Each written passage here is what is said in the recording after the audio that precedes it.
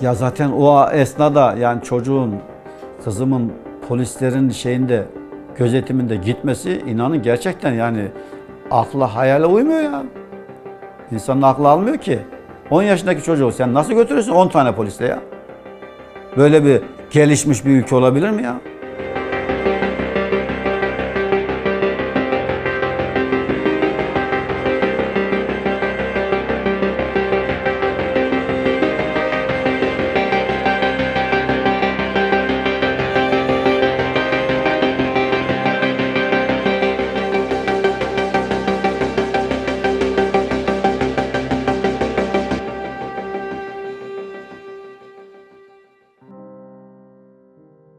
Ee, 10. ayın tatilleri başladı. İşte tatilde mail geldi bize.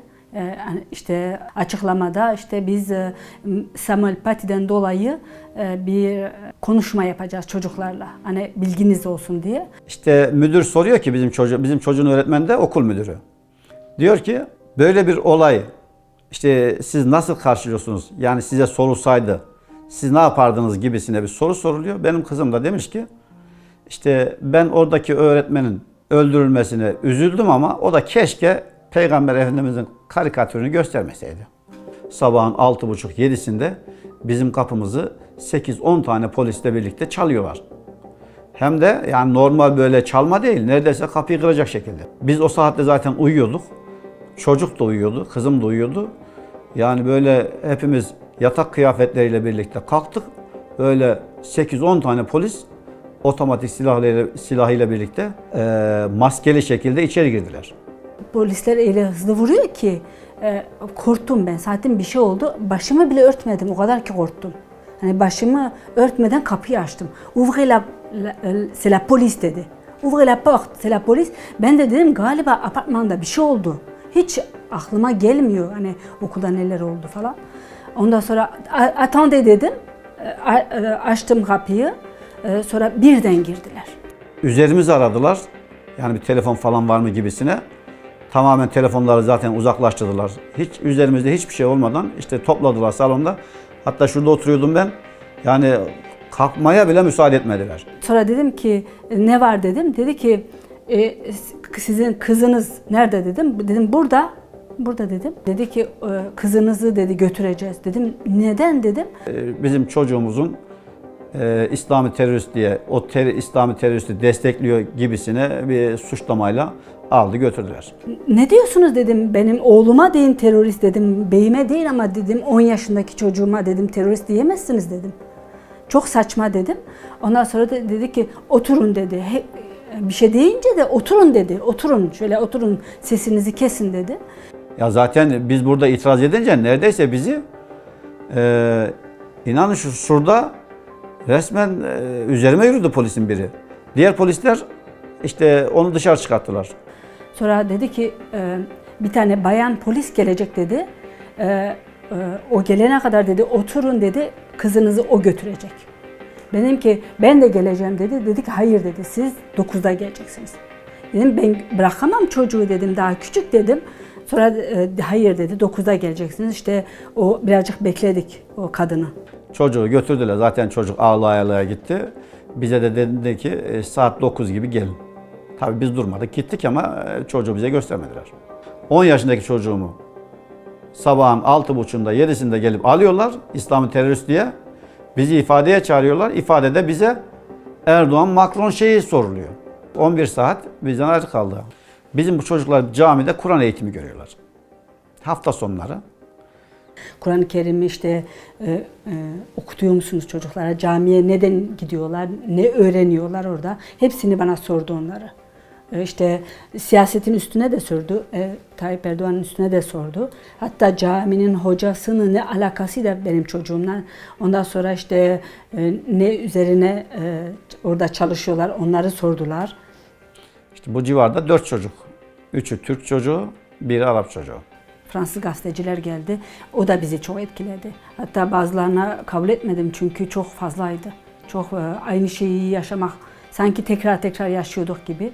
Bazılarına bir de bazı Fransız medya birazcık çarpıtıyor. Aynı bir kanal geldi buraya. Benim dediklerimin diyelim ki 15 dakika konuştuysam bile bir dakika bile vermedi. Ondan sonra okulun yanına gitti. Orada anneler vardı. İşte kendi ifadelerinden işte bunlar evde konuşuyor ki çocukları da geliyor konuşuyor. Yani teröristlik evlerinde konuşuluyor. Halbuki o olayı biz hiç konuşmadık bile. Hiç. C'est un moment historique dans l'histoire contemporaine de la France et c'est pas une page dorée, c'est une page noire. La loi sur le séparatisme ou bien encore le discours des Mureaux du président Macron de septembre 2019 qui va lancer le processus de débat sur cette loi, c'est un moment où la société française voit ce discours de stigmatisation des musulmans qui avait pendant des décennies, depuis les années 60, été cantonné à l'extrême droite du paysage politique, puis à la droite, puis à certains segments de la gauche. Le printemps républicain, ces petites officines qui, à gauche, ont adopté le lexique de l'extrême droite. Eh bien, la loi sur le séparatisme, le discours des Mureaux du président Macron, c'est ce discours de stigmatisation des musulmans qui devient le discours de l'État. On passe d'une ère de l'islamophobie cantonnée à certains segments de la classe politique à, malheureusement, très malheureusement, ce que d'autres que moi, et moi avec eux, ont appelé l'ère de l'islamophobie d'État. On commence à voir qu'effectivement, les citoyens de confession musulmane sont clairement ostracisés, clairement, et dans tous les domaines, que ce soit dans le domaine du logement, que ce soit dans le domaine de l'éducation, dans le domaine de l'emploi, de la santé.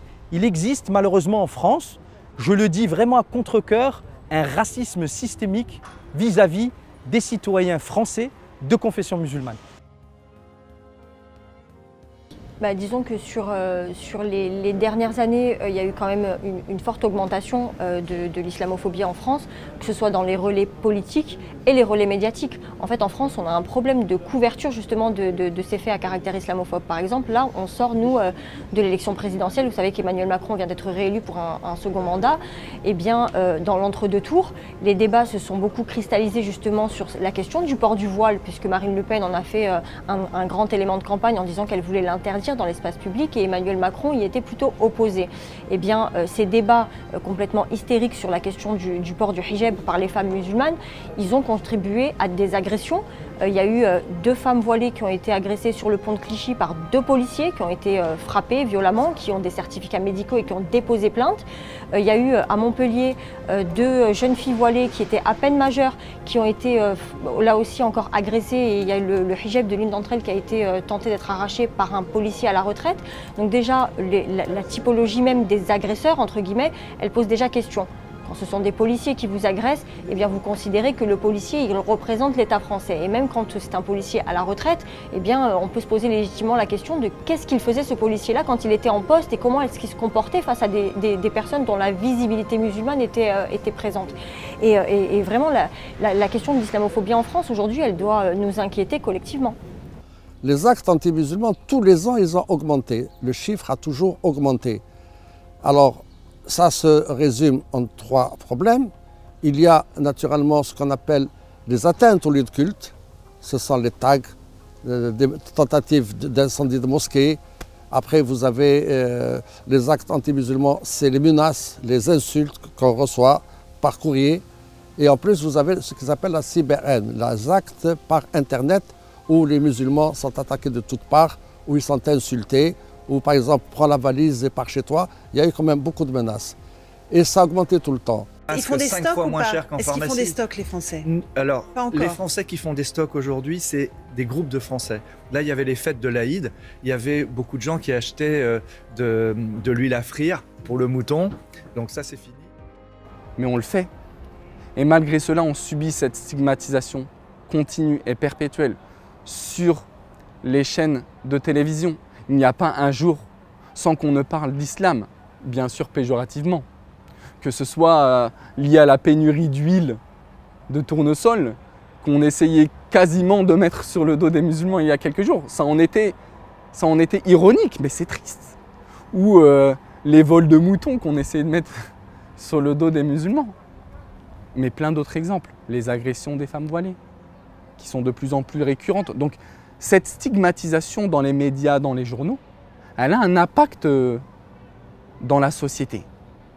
C'est qu'on voit de plus en plus de tensions et c'est voulu. Malheureusement, ces menaces-là et ces actes anti-musulmans augmentent à chaque fois que nous rentrons dans une période électorale, qu'elle soit présidentielle, législative, municipale. C'est-à-dire que tous les mots MAUX de la France, c'est l'islam et les musulmans. Il n'y a qu'à voir que dernièrement, uniquement pendant ce mois de Ramadan, à la crise actuelle, on accuse les musulmans d'avoir créé la pénurie de l'huile. Il n'y a plus d'huile en France parce que c'est les musulmans. On accuse les musulmans de voler les moutons. Or, nous ne sommes pas pendant la Eid el-Kibir. Il n'y a pas la fête du sacrifice. Tout ça, ce sont des insultes. Les milieux chrétiens en France ne sont pas les plus islamophobes. L'islamophobie, paradoxalement, elle vient des milieux qu'on dit laïques, athées ou anti-religieux, et c'est mon deuxième ressort. La deuxième spécificité de la France, qui est vraiment une spécificité, alors que la compétition entre les dogmes n'est pas une spécificité. La deuxième spécificité, c'est l'itinéraire de notre révolution. Notre révolution, à la différence de la révolution des anglo-saxons, elle a combattu non seulement le roi, non seulement la monarchie absolue, elle a combattu l'Église catholique, qui était un instrument du pouvoir absolu du roi. Et donc, dans le message révolutionnaire, il y a cette idée qu'on doit expulser le religieux de l'espace public. Et ça, c'est vraiment une caractéristique de la France. Et ça, c'est ce qui explique l'emballage du discours islamophobe aujourd'hui. On ne dit pas on est contre l'islam. On dit, on ne prononce même pas le mot islam.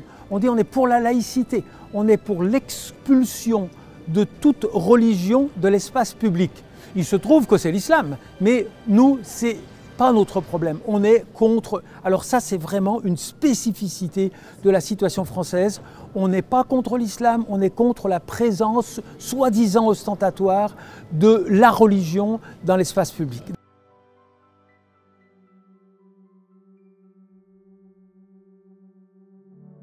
Alors aujourd'hui, il y a une réalité. C'est que pour être juste, la majorité des Français, en général qui ne sont pas musulmans, sont respectueux de leurs concitoyens de confession musulmane. Ce qui les unit, c'est les difficultés sociales qu'ils rencontrent au quotidien ou leur vie en général avec leurs enfants. Ils aspirent tous à vivre dignement. Mais il se trouve, et c'est une réalité, qu'on est confronté à un discours d'hommes politiques ou de décideurs publics qui sont réfractaires à une certaine émancipation, à une certaine visibilité de la communauté musulmane. Et à partir de là, ils sont créés de faux problèmes, c'est-à-dire via des systèmes médiatiques et via des discours politiques qui sont des discours, disons-le clairement, racistes, islamophobes contre les musulmans. On crée un sentiment d'insécurité, on monte les citoyens les uns contre les autres. Et tout cela trouve ses origines dans deux choses. La première des choses, c'est que certains sont réfractaires à cette émancipation, ils n'acceptent pas, sont ce que j'appelle moi la génération de Pompidou. Ils n'ont pas encore acté que la France a évolué, la France change et ils ne sont pas prêts à comprendre cette situation et ils sont là en train de faire le maximum, donc de la désinformation. Et il y a un autre point, c'est qu'aujourd'hui certains ne sont pas prêts aussi à accepter que les musulmans sont aussi, comme je disais tout à l'heure, partie prenante. Ils sont dans les lieux de pouvoir, ils sont hauts fonctionnaires, ils sont aussi aujourd'hui des personnes qui sont engagées dans la société, pas uniquement dans le cadre du travail, mais aussi dans des cadres universitaires, dans des cadres politiques, et cela, ça dérange. Donc oui, l'islamophobie en France est un fait indiscutable. Peut-être il y a quelques années c'était discutable, maintenant c'est un fait avéré. Il n'y a plus de débat là-dessus, c'est reconnu. Chaque jour, dans les médias, on a l'occasion de voir des manifestations d'islamophobie, que ce soit des accusations à tort qui soient faites aux musulmans, que ce soit des problèmes qui n'ont absolument aucun rapport avec les musulmans et qui pour autant sont mis à dos des musulmans. L'islamophobie d'État, elle est factuelle de nos jours, que ce soit à travers la liberté d'expression qui est restreinte, que ce soit à travers de nouvelles lois qui sont votées et mises en place étatiquement parlant, dont l'objectif explicite et catégorique n'est que de limiter la pratique des musulmans en France. Et puis même à l'échelle internationale, ce phénomène est même accepté de tous. La loi, elle est là pour trancher les différends. Et justement, si aujourd'hui il y a une nouvelle loi qui a été faite, c'est pour ma part, et ce n'est pas moi uniquement qui le dit. On a plein de syndicats, on a plein d'acteurs, syndicats de la magistrature, syndicats des avocats, des grandes fédérations qui défendent les droits de l'homme, qui disent que c'est une loi liberticide, qui atteint à la liberté associative, la liberté d'expression, parce que derrière c'est quoi? C'est de dire aux musulmans comment ils doivent vivre leur foi. Les musulmans sont libres de pratiquer leur foi comme ils l'entendent. Et s'il y a des problématiques qui se posent chez tel ou tel imam ou tel lieu de culte, eh ben, je rappelle qu'on a une justice indépendante, que les personnes qui ont ou qui auraient ou qui tiennent des propos qui vont à l'encontre des lois de la République, eh ben, ils doivent être entendus par un tribunal judiciaire. On a des juges qui sont indépendants et impartiaux et eux trancheront. Ce n'est pas aux décideurs publics ni aux politiques de créer des lois sur mesure pour pouvoir bloquer toute émergence en réalité d'une citoyenneté, d'une participation citoyenne. Parce que c'est comme ça que moi je le vois.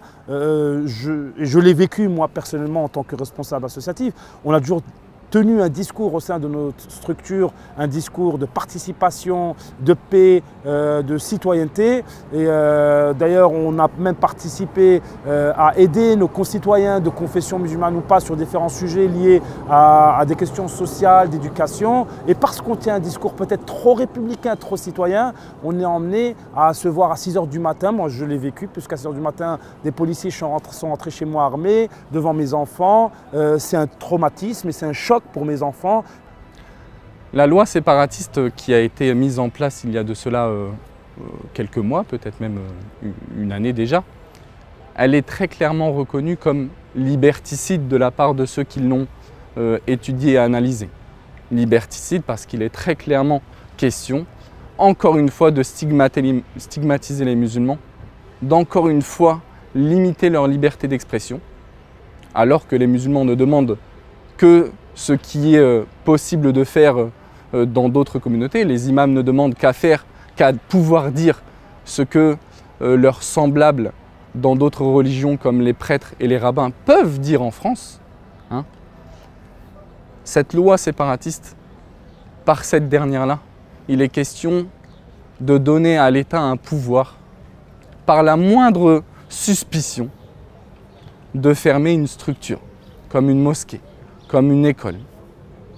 Donc elle est très clairement, elle fait très clairement pression sur les musulmans aujourd'hui.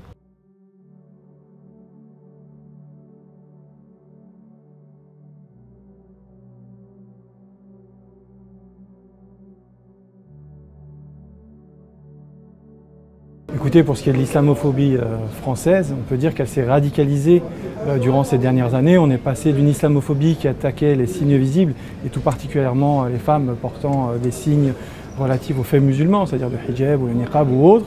Et avec cette radicalisation de l'islamophobie, désormais c'est toute la communauté musulmane qui est attaquée, son tissu associatif, ces mosquées, ces associations, ces écoles, les commerces même, on l'a vu avec la loi séparatisme, qui sont démantelés les uns après les autres. Et on a érigé le musulman en tant qu'image de l'ennemi intérieur en France.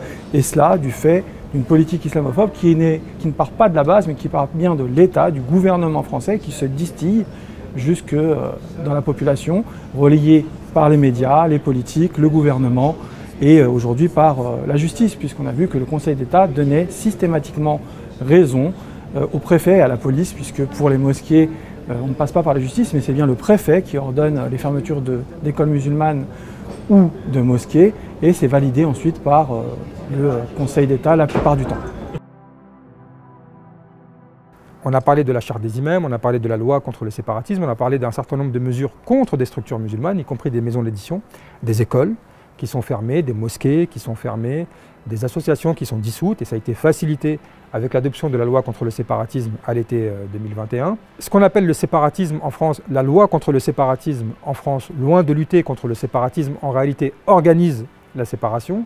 Ça veut dire que pour comprendre l'esprit de la loi contre le séparatisme, il faut revenir au discours d'Emmanuel Macron prononcé au Murau le 2 octobre 2020. Ce à quoi nous devons nous attaquer, c'est le séparatisme islamiste.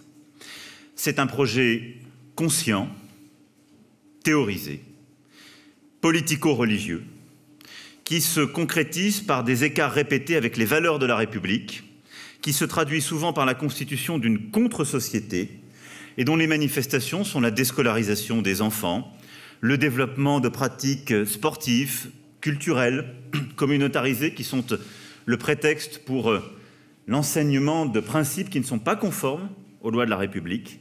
C'est l'endoctrinement, et par celui-ci, la négation de nos principes, l'égalité entre les femmes et les hommes, la dignité humaine. Le problème, c'est cette idéologie qui affirme que ces lois propres sont supérieures à celles de la République. Quelques jours après le meurtre de Samuel Paty, le professeur d'histoire d'un collège de la région parisienne, le ministre de l'Intérieur, Gérald Darmanin, a décidé, lors d'une interview dans une chaîne de radio française, d'annoncer un projet de dissolution à l'encontre du CCIF, c'est-à-dire du collectif contre l'islamophobie en France.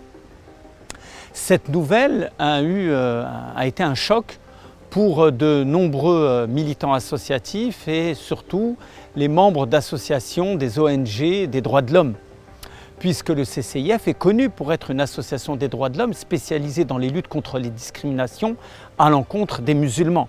C'est une association qui avait bientôt une vingtaine d'années, qu'elle exerçait auprès des victimes d'actes d'islamophobie et qui leur apportait des conseils et qui avait également fait avancer la question de l'islamophobie dans les débats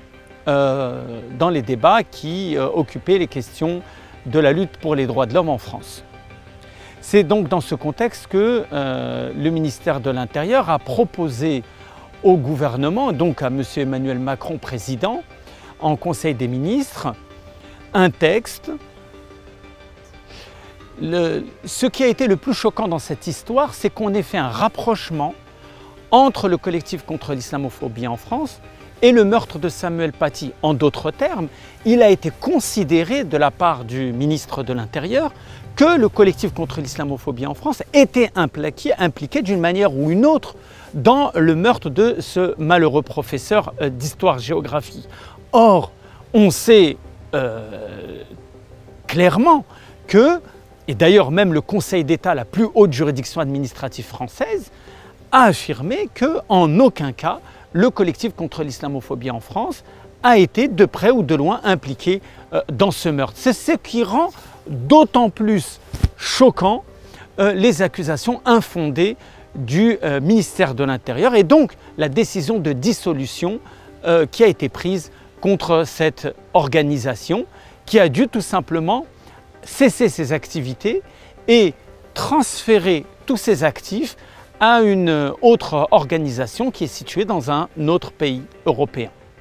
La volonté de cette loi séparatiste, en réalité, c'est de fermer les mosquées, en fait. Leur volonté derrière ça, c'est de ne se prendre qu'en mosquée. Et c'est là qu'est tout le paradoxe de cette loi-là. Normalement, si on a quelqu'un qui a prononcé des dires tels qu'il me les attribue, bah pourquoi n'ai-je pas de problème? Pourquoi ce n'est pas à moi qu'ils ont fait des problèmes et la mosquée, innocente de tout cela, aurait été laissée ouverte? C'est ce que beaucoup d'ailleurs relaient sur les réseaux sociaux. Pourquoi, lorsque l'imam pose problème, c'est la mosquée qui est fermée et aucune poursuite n'est faite contre l'imam? Pourquoi ce n'est pas l'imam qui est responsable de cela et la mosquée, on la laisse ouverte comme on l'entend quelquefois dans certains scandales liés aux églises? On a mis de côté le prêtre, par exemple, mais on a laissé ouverte l'église. C'est vrai que c'est une contradiction qui est souvent faite.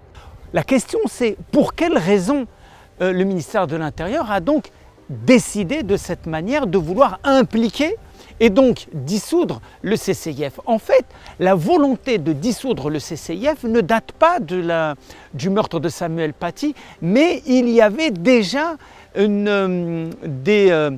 plusieurs indications, plusieurs éléments qui montraient qu'il y avait cette volonté de faire taire le CCIF. Alors pourquoi faire taire le CCIF? Parce que le CCIF met en avant une réalité, montre au grand public et à l'opinion la réalité de l'islamophobie en France que l'on tente aujourd'hui d'occulter, que l'on tente non pas d'aujourd'hui mais depuis 20 ans d'occulter. Or il apparaît très gênant pour le gouvernement, les différents gouvernements, mais également l'administration, de voir qu'en réalité en France, le premier facteur de discrimination à l'encontre des musulmans et particulièrement des femmes musulmanes, c'est l'administration elle-même. Puisque les différents rapports du collectif contre l'islamophobie en France ont montré quoi?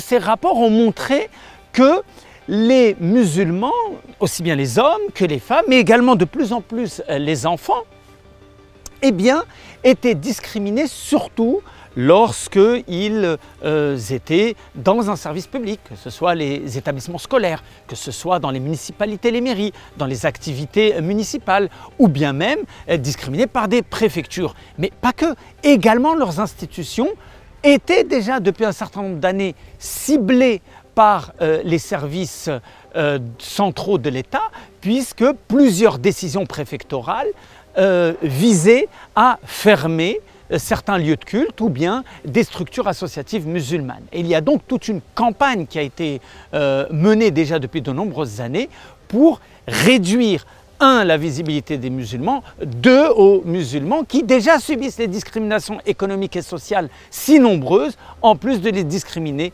sur le plan religieux.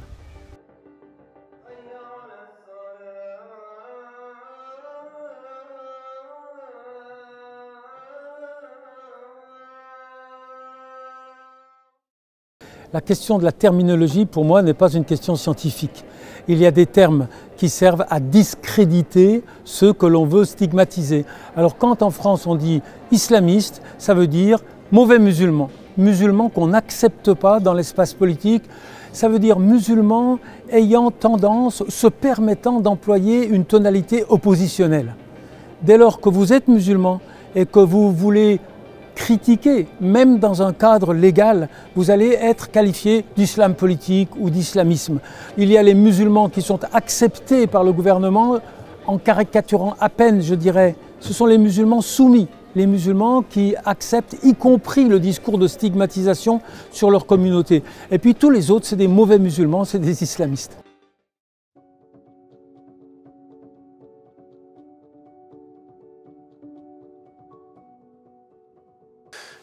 Je pense qu'il est très important, quand on parle de l'islamophobie, de faire un vrai travail de défrichement terminologique. C'est essentiel, parce qu'aujourd'hui en France, et il faut se rendre compte d'une chose, que beaucoup de gens dont beaucoup de gens ne sont pas conscients. En fait, ce qui se passe en France est à l'avant-garde de ce qui se passe souvent dans les années qui suivent en Europe, voire aux États-Unis. Moi, je visitais les États-Unis et je pensais que jamais nous n'allions voir ce qui s'est passé aux États-Unis arriver. Et en fait, avec Trump, avec aujourd'hui ce que l'on voit même qui s'est normalisé, avec le Muslim ban et tout ceci, des choses qu'on entendait en France il y a 20 ans se sont exportées dans toute l'Europe et exportées dans tout l'Occident. Pourquoi? Parce qu'en France, c'est la plus grande communauté musulmane d'Occident proportionnellement à la population. On dit aujourd'hui, ça fait 20 ans, 30 ans qu'on dit qu'ils sont 4 à 5 millions. Aujourd'hui, ils ont sans doute atteint les 8 millions. C'est une présence extrêmement importante, contrairement à ce que l'on dit. Alors beaucoup essayent de minimiser la présence en disant c'est 6 millions. Mais non, c'est plus que cela. Et c'est une communauté qui est extrêmement présente. Et donc, on a de ce point de vue-là à faire tout un travail qui est un travail de défrichage terminologique pour pas que l'on tombe dans ce que j'appelle justement la confusion terminologique et la confusion des questions. Donc, l'islam, c'est une religion. L'islam avec un grand I en français, c'est une civilisation. L'islamisme, tel qu'on le dit, c'est l'engagement des musulmans avec un projet social et politique dans les sociétés majoritairement musulmanes, et ça existe, il y a une différence entre être un musulman pratiquant et avoir une visée sociale et politique, même si l'islam a un versant social, mais là c'est véritablement une vision politique. Et ce que nous avons aussi, c'est de ce point de vue, la réalité aujourd'hui de quelque chose de nouveau, et sur lequel on doit être très précis, c'est-à-dire le nouveau racisme anti-musulman. Et qu'est-ce que c'est que le racisme anti-musulman? On peut le comparer au racisme anti-noir. C'est-à-dire, parce que vous êtes noir, au-delà de ce que vous dites, au-delà de ce que vous faites, vous êtes la cible de critique parce que vous êtes noir. Et par rapport aux musulmans, le racisme anti-musulman, c'est attaquer les musulmans parce qu'ils sont musulmans, au-delà de ce qu'ils croient ou de ce qu'ils font. L'islam étant l'objet. Donc ça existe aujourd'hui. C'est ce qu'on appelle l'islamophobie. Et ce qu'il faut écarter de la définition, c'est deux choses. La première, c'est ce que l'on dit souvent en France. On dit oui, non mais on a le droit d'être islamophobe. Pourquoi? Parce que littéralement, l'islamophobie, c'est avoir peur de l'islam. C'est ce qu'on entend dans les mouvements d'extrême droite, c'est ce qu'on entend chez certains intellectuels. Or, il mentent. Parce que islamophobie, au sens où on l'entend, c'est exactement la même chose que quand on parle d'homophobie. L'homophobie, c'est cibler les homosexuels parce qu'ils sont homosexuels, c'est pas parce qu'on a peur d'eux. Judéophobie, c'est cibler les juifs parce qu'ils sont juifs, pas parce qu'on a peur d'eux. Et tout à coup, quand on parle d'islam, c'est uniquement, on aurait le droit de le dire. Ah non, il faut être très précis, c'est attaquer les musulmans pour ce qu'ils sont. Donc déjà, on écarte l'idée que c'est uniquement d'avoir peur. Et la deuxième des choses, c'est que les musulmanes et les musulmans en Occident doivent apprendre une chose. C'est qu'ils croient en Dieu, c'est qu'ils ont une pratique. Et qu'ils ont en face d'eux des femmes et des hommes qui n'aiment peut-être pas leurs principes, n'aiment pas leurs pratiques. Que quelqu'un puisse dire « je n'aime pas ça de votre religion », nous on est prêts à l'entendre. Critiquer un aspect de la religion n'est pas de l'islamophobie, et ça c'est légitime. Et donc nous on doit comprendre qu'il y a des personnes qui peuvent avoir des problèmes avec notre pratique, qui ne comprennent pas qu'on ne boive pas d'alcool, qui ne comprennent pas qu'on prie 5 fois par jour, mais c'est libre à vous, nous on n'a aucun problème avec ça. Par contre, si vous m'attaquez parce que je suis musulman, que je n'ai pas le droit à un emploi, que je suis la cible des médias, ça c'est de l'islamophobie. Donc on a là des concepts, et nous, notre responsabilité de citoyens européens de confession musulmane, et au premier rang desquels, par exemple, les Turcs de confession musulmane, qui ont une population où ce sont des millions, d'ailleurs l'Europe a peur de la Turquie à cause de ces millions de citoyens turcs de confession musulmane, nous avons à faire ce travail. Aujourd'hui, nous devons nous planter au milieu du débat, donner des définitions aux mots qu'on emploie, clarifier les termes du débat et ne pas nous laisser faire parce que nous avons des droits et nous avons à nous faire respecter pour ce que nous croyons. Alors, malheureusement, la communauté musulmane en France est une communauté qui vote très peu. Et ça, on a plus ou moins les chiffres parce qu'on sait où habitent les Français de confession musulmane. Très souvent, c'est dans les quartiers populaires. Les quartiers populaires ne votent pas parce qu'il n'y a pas de statistiques pour dire que le musulman vote et le chrétien ne vote pas. C'est faux. Mais on peut le savoir à travers les discussions qu'on peut avoir avec d'autres personnes qui sont de confession musulmane et qui nous disent « on ne vote pas, ça ne sert à rien, etc. » Or, l'arme qui va faire avancer les choses, c'est le fait de pouvoir aller voter. Ces élections présidentielles, elles représentent une date historique dans l'histoire de la France contemporaine. Pourquoi? Pas parce qu'un certain nombre, un bon nombre de musulmans ont voté pour M. Mélenchon, mais simplement parce qu'un bon nombre de musulmans, pour la première fois, ont voté. C'est la première fois que les musulmans de France infléchissent un scrutin présidentiel. Si M. Mélenchon a failli être au deuxième tour, si Mme Marine Le Pen a failli être exclue du deuxième tour, c'est parce que les musulmans, c'est parce que les banlieues de Paris ont voté. Et ça, c'est une très très bonne nouvelle. S'ils continuent à voter, à s'impliquer, à faire pacifiquement sonner leur voix dans les allées de la République, eh bien, on peut demeurer optimiste. Première des choses que l'on a si l'on veut construire son avenir, c'est la connaissance de soi. Respecte-toi. Sache qui tu viens d'où. Si en Europe on est en train de te dire parce que tu viens de Turquie ou parce que tu viens d'Algérie, tu as un déficit, non, tu as une richesse en plus. Tu apportes à ce pays la richesse de ta mémoire algérienne, marocaine, turque, arabe, pakistanaise. Tu es riche de ton histoire, donc assume-le. Mais ça, pour l'assumer, il faut le connaître. Il faut le chérir, il faut le célébrer. Pas simplement dans la musique, pas simplement sur Instagram, pas simplement sur... Non, le chérir. Donc on a, pour notre avenir, le défi de la connaissance. La deuxième des choses, dans notre société, c'est que ce que l'on a, c'est quand on veut nous présenter comme des éléments perturbateurs, nous avons à montrer que nous sommes des agents de paix, que nous sommes un supplément d'âme.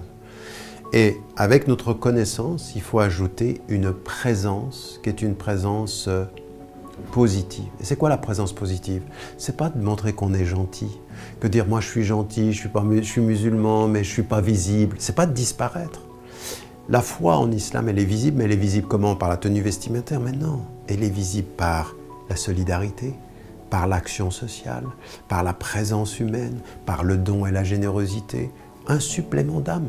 C'est ça que nous devons être dans la société. Donc avec la connaissance, il faut l'action. Et cette action-là, elle est d'être quoi en fait? Qu'est-ce que nous devons être pour l'avenir? Litakunu shuhada ala nas, pour que vous soyez des témoins devant les gens. C'est quoi être un témoin? C'est que quand on te voit, on se dit, mais tiens, c'est contraire à tout ce que disent les médias. Donc nous devons répondre aux médias par l'immédiat quotidien. On te voit dans l'immédiat quotidien, dans ce que tu fais, tes voisins et tout ceci. Et ça, c'est très important. Et la troisième des choses, c'est de dire clairement les choses. Nous ne sommes pas des victimes et on va se battre. On ne va pas se laisser faire. C'est qu'il y a des droits dans ce pays et on va se battre pour se faire respecter sur le plan de notre citoyenneté, sur le plan de la demeure, sur le plan du travail, sur le plan financier, sur le plan de la représentativité politique, d'être élu au niveau local, d'être élu à tous les niveaux possibles, femmes et hommes. Donc il y a une revendication. Nous serons pour toute la générosité du monde, mais nous serons pour la justice, et nous serons pour le droit. Nous ne nous laisserons pas faire. Vous savez pourquoi on ne se laissera pas faire? Parce que le fait que nous, on ne se laisse pas faire, c'est une chance pour l'Europe. Nous sommes, et notre engagement à ne pas laisser le racisme, à ne pas laisser l'islamophobie, c'est une chance pour l'Europe. Parce que nous réconcilions et l'Europe et les États-Unis avec les valeurs qu'ils chérissent. Donc, au lieu de nous voir comme un problème, il se pourrait qu'on soit une partie de la solution, s'il plaît à Dieu.